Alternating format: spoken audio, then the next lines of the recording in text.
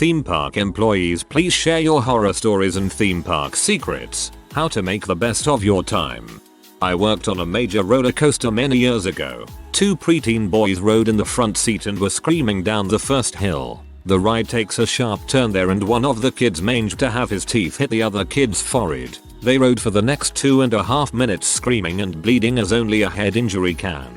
Came back into the station looking like everyone in the first section had been in a war. A ride they will always remember. That must have made for an amazing souvenir photo. I worked in a water park in a dual park single entrance location of a very common chain of theme parks for about a decade during high school and college. The frequency of adults crapping themselves crapping in the pool was revolting. 2 stories of note. 1. I was working a party for the employees and their guests after normal park hours one night when a fellow supervisor and I noticed some shit prints meandering down the sidewalk. One employee followed the trail towards the bathrooms, hoping to find a child running frantically to make it. I followed the trail in the other direction, away from the bathroom, praying that I didn't find anything but the end of the trail. I make it about 15 drips down the path heading away from the bathroom towards the lazy river and look up only to see a giant woman, built like a house, wearing a floral one-piece. She has a giant crap stain on her butt and just streams of diarrhea running down both legs. She is just strolling along, not a care in the world. I had to spend hours scrubbing crap off a texture concrete surface because some giant woman must have gambled on a fart and couldn't care less that she had buckets of crap piling up in her bathing suit. 2. One time an autistic kid was floating around the river and just dropped trow and let her rip. It was one massive, and I mean giant, turd. We had to chase it around the current and scoop it out. It was larger than any baked potato I have ever seen, was girthier than my clenched fist, and weighed as much as a Qdoba Chipotle burrito. Long story short, never swim in a water park. If a public pool is roped off for maintenance, in my experience it's 80/20 someone shat in it and the pool techs needed to shock the pool with chlorine because of cryptosporidium concerns. Shitprints. A word I hope no one would ever need to invent. Employee comes to work one morning after partying all night. Nobody notices that she isn't 100%. Security guys later say she seemed fine. Employee gets to her station on an elevated platform. Doesn't follow procedures. Falls about 3 stories and dies right before gates were supposed to open. Used to work at Knott's Berry Farm in SoCal. A little kid went to ride the roller coaster Silver Bullet, a somewhat fast coaster with lots of twists and a couple of loops. I was one of the guys who checked the lap belt and whatnot before the ride took off. Kid looked scared but seemed like he was with his older brother and his friends. All the kids seemed to be a few years older, and probably didn't want to look like a chicken.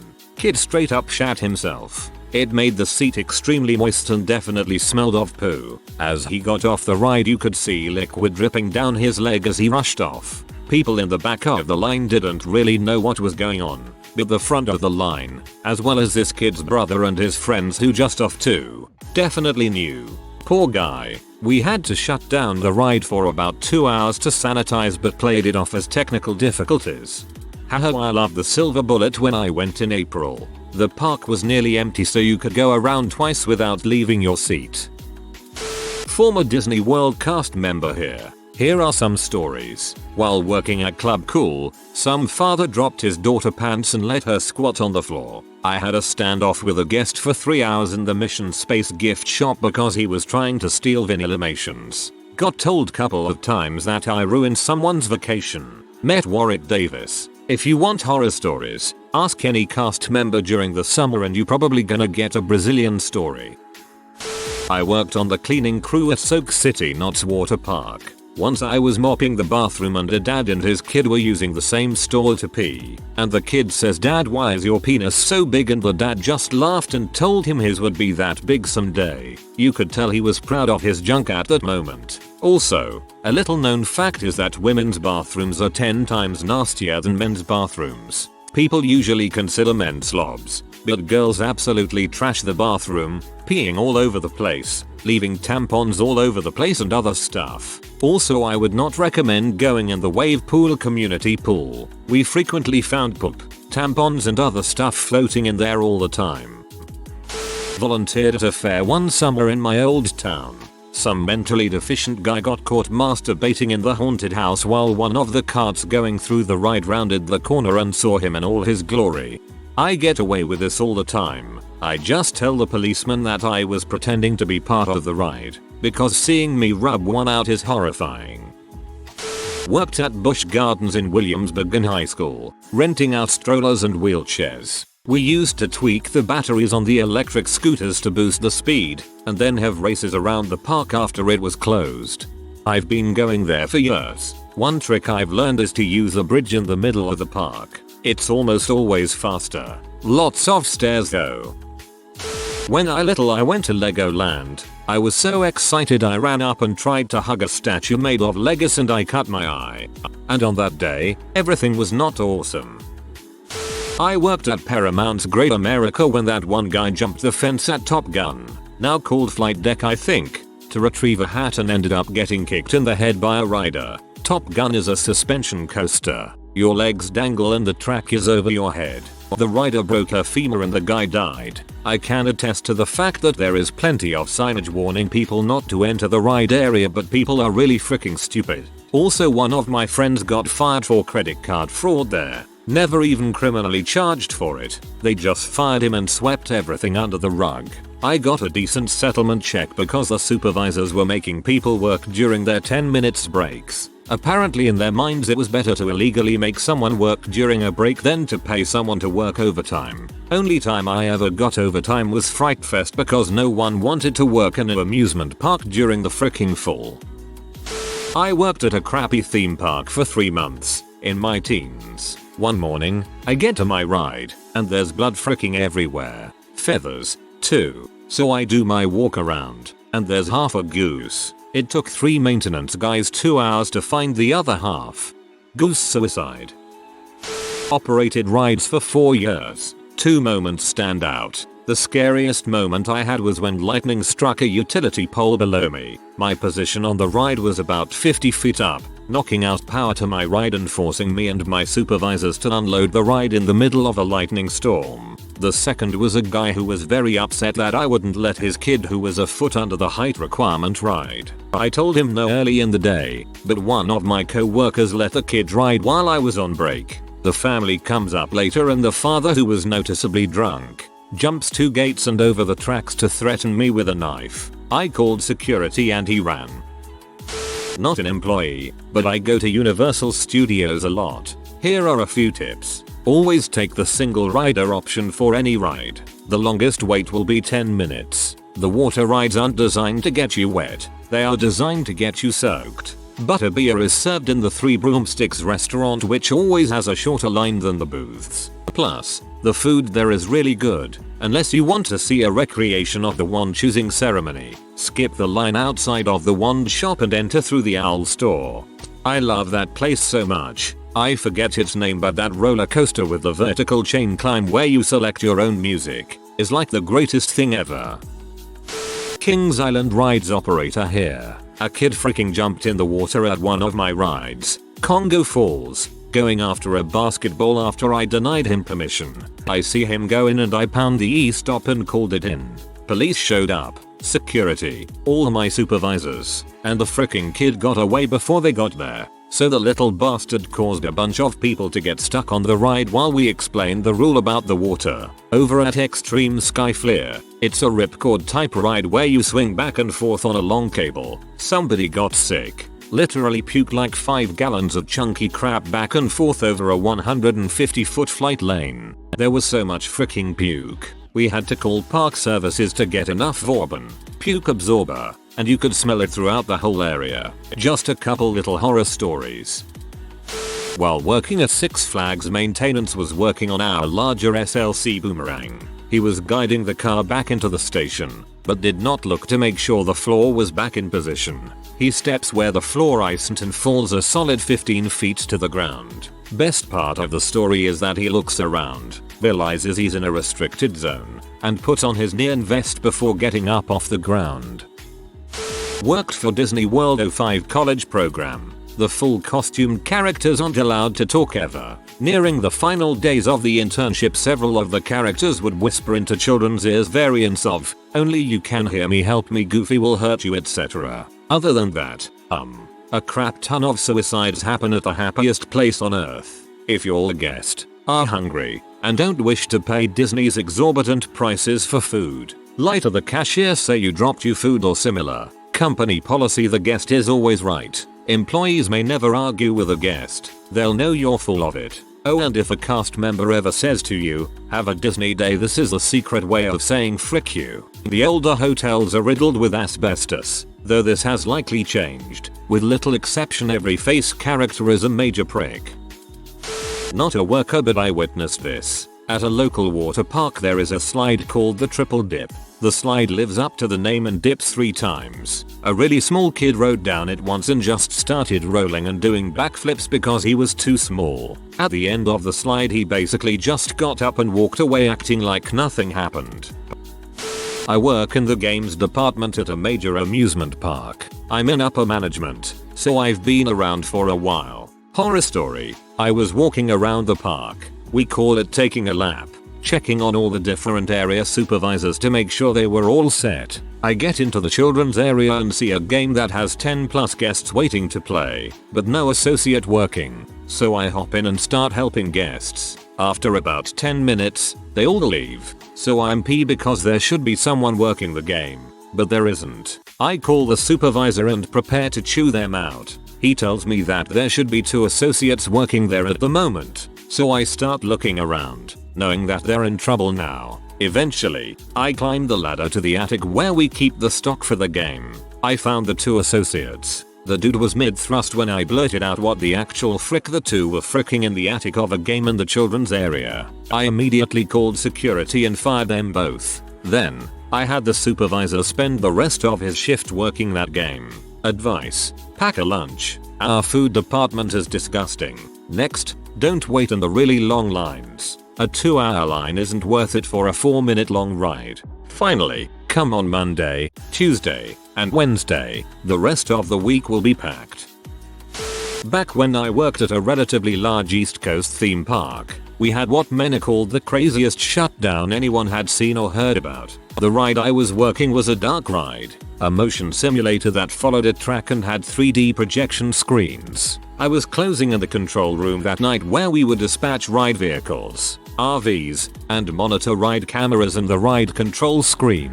Over the headset, I hear that an intoxicated male couple was coming up to ride. Okay, fair enough. As they were getting on they were acting slightly belligerent, so was informed to watch them through the ride by the loader. In scene 1, the ride has 11 scenes. They begin to make out. Fair enough. It happens all the time. I was narrating it over the headset since it was a slow night and we were all shooting the crap. In scene 3 I see their hand moving due south and next thing I know they're standing up in the RV. At this point I depress the emergency stop and all the ride work lights come up with all the RVs stopping in place. I then call the ride down explaining the e-stop is due to a drunk couple standing up.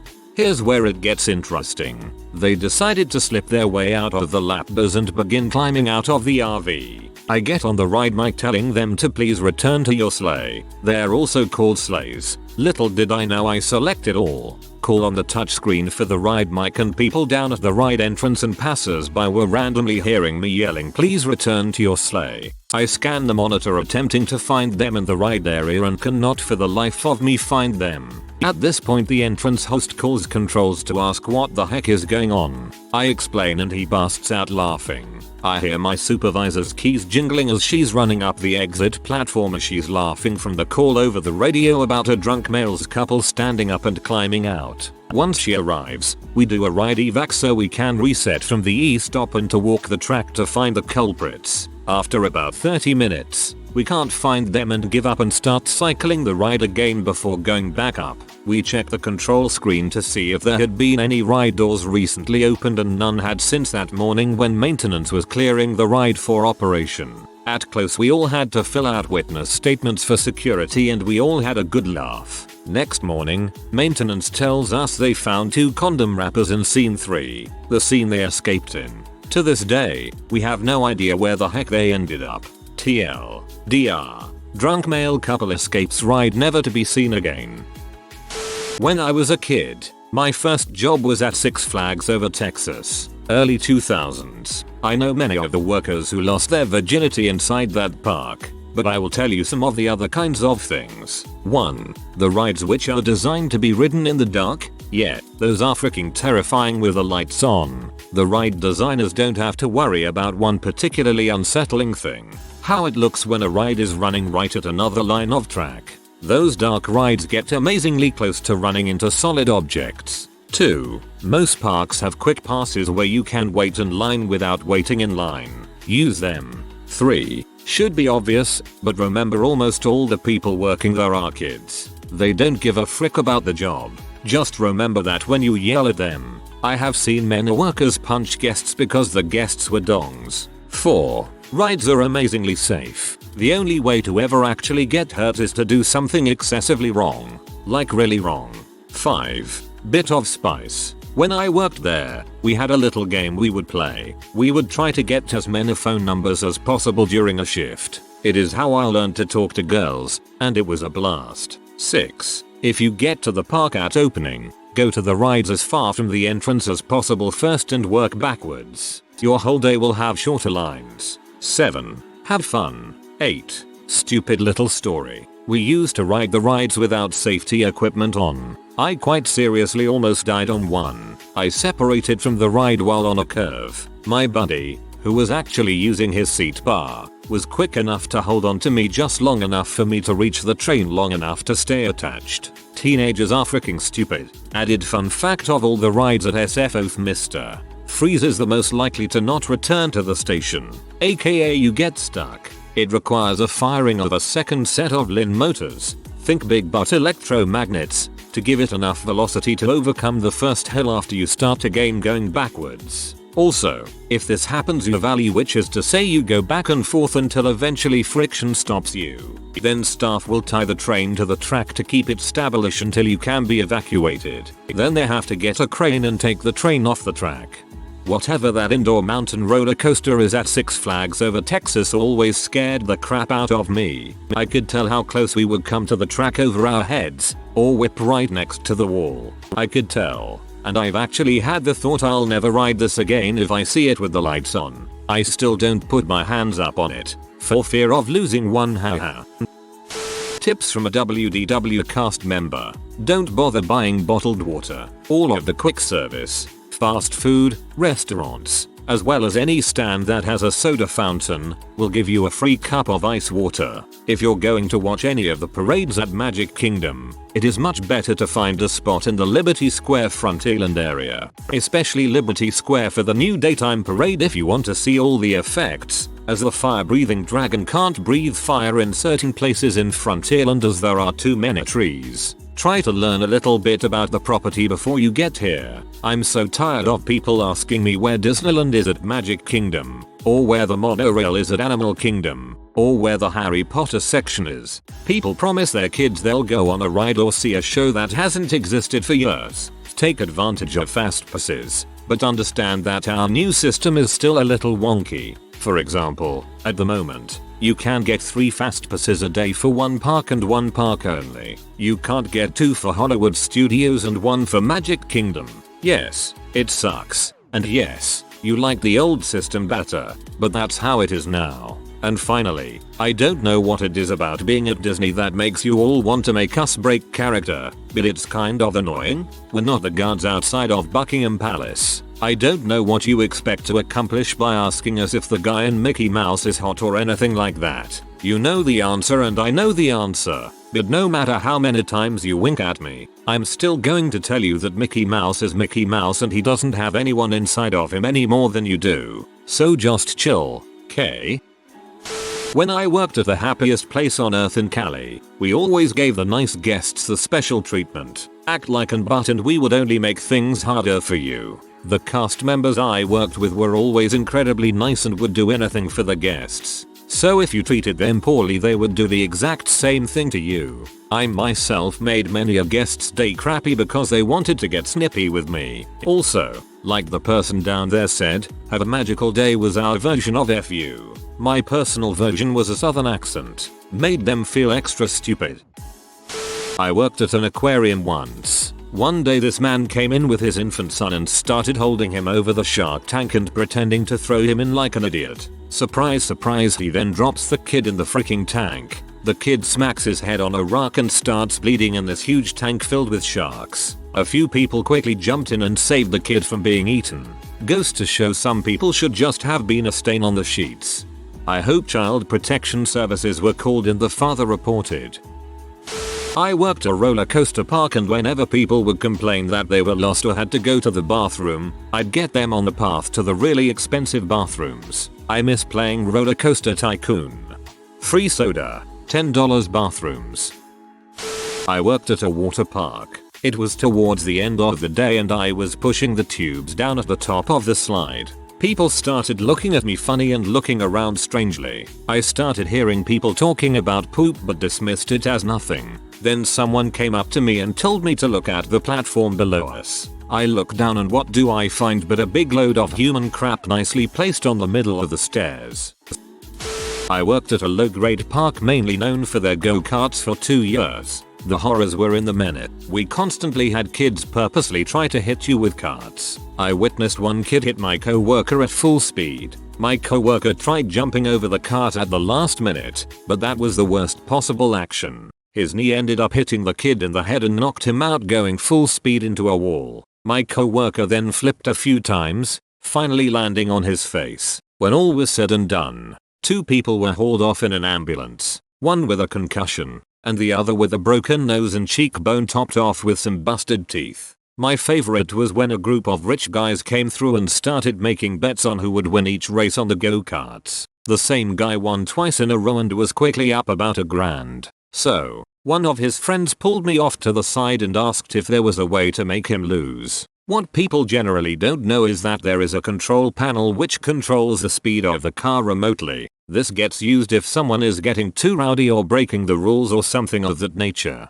So, I told him about the control panel and he offered me $100 to make sure he takes last. I agree, and he goes off to entice this guy into another bet. This time he bets him $1,000 that he'll take dead last. This guy was bold. He wasn't just going for his money back, he was going for everyone's money. The ensuing 12 laps were the best of my career at that park. Every time this guy got alongside someone, I brought him down a bit. Every straightaway, I would drop his speed by about 5 miles per hour. By the end of it this guy was furious. He paid up and stormed out of the park. Just cause you're the best doesn't mean you'll win. The smartest will usually find a way to win. That kid in the first story deserved it. I worked at a certain park for 2 summers. The stuff I saw made me never want to come back as an employee or a guest. I'm gonna keep this vague for multiple reasons, but you will probably guess where I worked. The biggest horror story came from the fact that I spent those 2 years in fear of losing my job every single day. Food employees were required to try to sell a certain product to every person who approached the counter. It didn't matter if they just wanted a cup of free water or already had 10 of this item. We had to try to sell the product to them. The problem came in that there were secret shoppers checking on this. If they caught an employee not asking customers about this product, the employee could be terminated on the spot. I watched multiple friends get fired because of this. My second year I had a management position. I thought this would fix the fear. I was wrong. If I or an employee under me didn't sell this product, I would be demoted and transferred to another area. Now I had to make sure that my co-workers were upselling also. As for advice for navigating parks, avoid holidays, go early in the week, and learn which rides are the most popular because they will have the longest lines. I was a scare actor, walk around, at Six Flags theme park for Fright Fest a couple years back. I was in costume and heavy makeup. The guests seem to forget that the actors are actual people, and not statues that they can do whatever the frick they want to. My hair was pulled, and I was often touched inappropriately. Also, people seem to think it's funny to show up to a theme park completely wasted, so I was thrown up on a couple of times. But by far the worst experience in my short time of employment there was when I scared this donghead's girlfriend to the point of tears and pee herself, and he punched me in the gut. Not sure if this matters, but I'm a female, and my costume made no point to hide the fact. I could have retaliated physically, but I would have likely been fired. So all I could do was say, "Thanks, kind stranger," and alert park security. He was thrown out of the park, along with his of a girlfriend. Sorry, but don't come to fricking Fright Fest if you don't want to be fricking frightened. My advice for enjoying yourself: get a season pass if it's local and you intend to go regularly. There are usually perks, such as shorter wait time and food discounts, that make your time more enjoyable. Don't bring things that would devastate you to lose. Leave cell phones, etc. in your car. I know the concept of not having your phone shoved up your butt for more than 30 minutes is terrifying, but getting on a ride and watching it fall to the ground beneath you and shatter beyond repair is worse. Also, stay hydrated. There tends to be a significant amount of heat injuries during the spring, summer, and early fall at amusement parks. If you can't stand water, buy some Crystal Light to put in your water. Pour Crystal Light all up in that crap and drink it all day. I liked your story. I will from now on put Crystal Light all up in that crap. Legoland, California. Here, we pump different scents into the air to make you hungry. Vanilla, cinnamon, peppermint throughout the day, BBQ at night, and bacon in the morning. Preferred parking is a ripoff. You'll park 50 feet closer and pay $10 more. We're all faking that smile. It's not that we're all unhappy, it's just that we aren't all that happy. You can bring food in with you and avoid the amazing markup for food in the park. You're not nearly as creative as you think when you try to get free stuff or jump the lines. If you give us a ticket that was scanned 2 months ago and claim it has never been used, we know at least 20 people a day try it. Ambassador passes, lifetime pass and unlimited preferred parking for $2,500 is a ripoff. You would have to go to Legoland about 40 times in order to break even on the cost of single admissions. Nobody needs to go to this park that many times. Besides, once your kids are over 10-12, there is very little to do in the park. We close the closest parking lots to the door before they fill up because we want you to buy preferred. Don't argue with the parking director out there. She's just doing what the supervisor said to do. If you are new to the channel, you can subscribe. I publish new videos every day. Until then, check another video.